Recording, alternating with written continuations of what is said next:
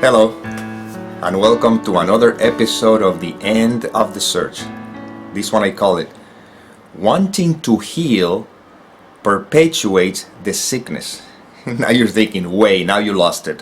What are you talking about? Here's what I mean. We're not healing a body, a person, an individual. We're healing from the belief that we are a person, an individual, a something. This reminds me of lesson 136 from A Course in Miracles that states, sickness is a defense against the truth. That lesson could be misunderstood by suggesting that if the body gets sick, that's a defense against truth. But when we look at it from the perspective of the fact that we are that which words cannot perceive, what is sick is the mind for believing that it is a body. You see? If you're sleeping and you're dreaming, in the dream, there's a projection of a body. So if the mind believes that it is the body in the dream as opposed to the mind is sick. And that projection is a defense against the reality, against the truth, and the truth is that the only thing that is real is the mind, not the body inside the dream, even when the body in the dream can have all kinds of experiences. That's why that same lesson 136 says, I have forgotten what I really am, for I mistook my body for myself. Sickness is a defense against the truth, but I am not a body, and my mind cannot attack. So I cannot be sick. You see, so the mind cannot be sick, not the body. The body will have all kinds of experiences, but we're talking about who we are. The Course uses the term the mind in regards to that which projects a dream. We use here the fact that we are essence, beingness, and that's it. Another extract from that very same lesson says, sickness is a defense against the truth. I will accept the truth of what I am and let my mind be wholly healed today. You see? What I am is that. Well, in this case, is talking about the mind. You see? So, what we're referring to healing is not a body. What we're healing is the belief that we are a body. There's a couple of experts from the Course in Miracles. For example, one says, this is from lesson 135, says, the self, and puts it in quote, the self that needs protection is not real. You could say the body or the projection that needs protection is not real. The body, valueless and hardly worth the least defense, need merely be perceived as quite apart from you, and it becomes a healthy, serviceable instrument through which the mind can operate until its usefulness is over. In other words, the body or the projection, valueless and hardly worth the least defense, need merely be perceived as something quite apart from you. When you're in bed and you're having a dream, all you need to see is the dream character, the body in the dream, as completely worthless, not need any value, apart from you, apart from the mind that is dreaming the dream. And it becomes a healthy, and this is one of the things that we got to be very conscious here, because immediately the mind goes, so if I surrender my life to truth, the body will never get sick, or whatever the case may be.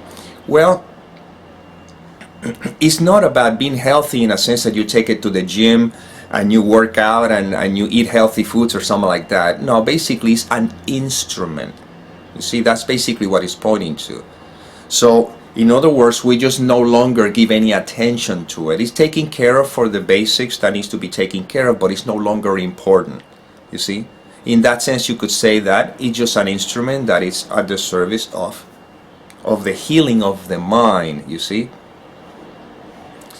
The mind can operate until its usefulness is over. Then it continues. Who would want to keep it when its usefulness is done?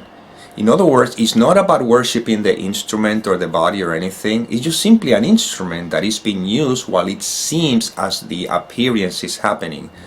But we're never losing sight that all we're doing is remembering that we are, not to try to change the body or do anything with it, because you're going back distracted with the illusion. That's why there's a couple of other excerpts from the course. One, it says, the healing of effect without the cause can merely shift effects to another form, and this is not release.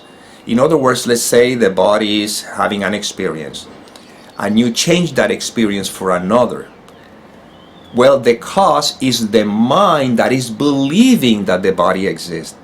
And even if the body or the experience is changed for another, it's not a release, because you're still believing in the illusion. It's like when you're sleeping and you're dreaming. In the dream, you're having a challenge, and then you exchange the dream for another dream that suggests that the challenge is solved. Well, although the effect, which is the challenge being solved, may have been solved, you're not being released because you're still believing that the dream is real. So it doesn't matter how many times the dream changes, you still trapped believing that the dream is a reality, when in reality release is from the dream, is from the believing that you're the dream. And there's another quote from the course that says, to change illusions is to make no change.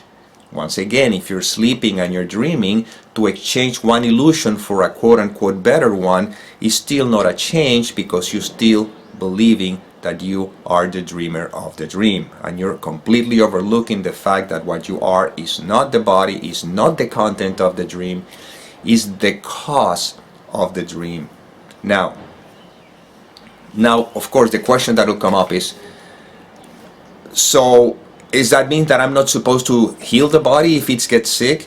Am I not supposed to take care of the body? Pay attention. Whatever needs to be happening, whatever needs to be done with the body, it's going to happen anyway, because you're not the doer. You see? So if the body gets sick, you see how the body, not the body itself, but I mean that which supposedly projects the body, will take care of it. If the body needs to go to a doctor, you'll find yourself going to a doctor. If there's a pain or something, you'll find yourself doing something about it. But what we're pointing to in these videos is never losing sight of what you are, while at the same time you see the body doing whatever it's doing, you see whatever seems to be happening in the world of appearances, but you're piercing through the veil of illusion. So you see, wanting to heal, technically speaking, without realizing who or what we are, it just keep perpetuating the belief that I'm this separate individual. And that's what I said, that wanting to heal perpetuates the sickness. You see, that's what it says. The seeker is the thought, meaning that if the seeker believes that eventually will become something, will find whatever it's looking for, that seeking only pertains to the belief that I'm a separate entity, and therefore I will overlook the fact that I am what I am searching for. So once again, if you're in bed and you're sleeping, when you dream, if you try to in the dream do anything in order to return or get to know who you really are, whatever you do in the dream, it doesn't matter how it may look like, it's still a distraction from the fact that you are the dreamer of the dream. So technically speaking, you're distracting yourself. That's why these videos are paradoxical, because on one end I can suggest withdraw the attention from the dream, and on the other end I'm telling you, you're not in charge of the dream. That's why Nisargadatta Maharaj, when he used to point, when they ask him, what do you need in order to know who you are, for the recognition of what you are, he says persistence. You have to have persistence, you have to be committed, if you really want truth. And then Ramesh Balsekar, who used to be one of his interpreters, was very frustrated. He says, Nisargadatta, how come you're telling me that I need to be persistent? I mean, in order for me to know the fact that I am, I need to be relentless, put it this way. And at the same time you're saying that I am not the doer, that I cannot decide that. And then what he realizes that Nisargadatta Mahara was not giving a prescription, he was offering a description, because he knows that if you're supposed to know who you are, you will, because you're not the one in charge of your life. And if you're not supposed to know what you are, you will not know what you are. But what I always say is that you may say that means that if I'm never supposed to recognize the fact that I am, then there's nothing I can do about it. I always point to this. If life is leading you to listen to this information, it could be said that now the recognition of what you are is in place with you. So you can celebrate that. If I'm not supposed to know who I am, why would life has me making videos like this, or talking this, or saying this, or finding this? Why?